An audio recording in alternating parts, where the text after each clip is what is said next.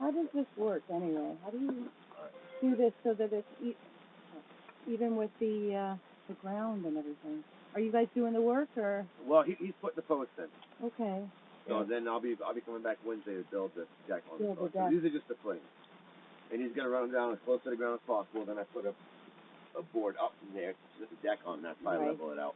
The only thing that was concerning me is the stairs. Right. The deck itself will be sitting on. They're not going to move. They're 4 feet in the ground, and they will go by PSI.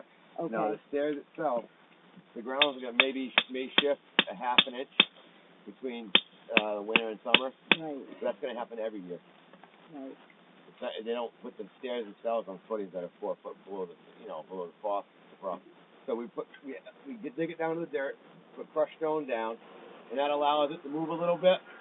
And that's the normal way to do it. And if it moves too much and you guys are concerned about it, there is a 1-year labor warranty. So come springtime and you're concerned about the shifting, call me back up. I'll take a look at it. If I have to, I'll take the stairs off and fix the ground. Okay. All right.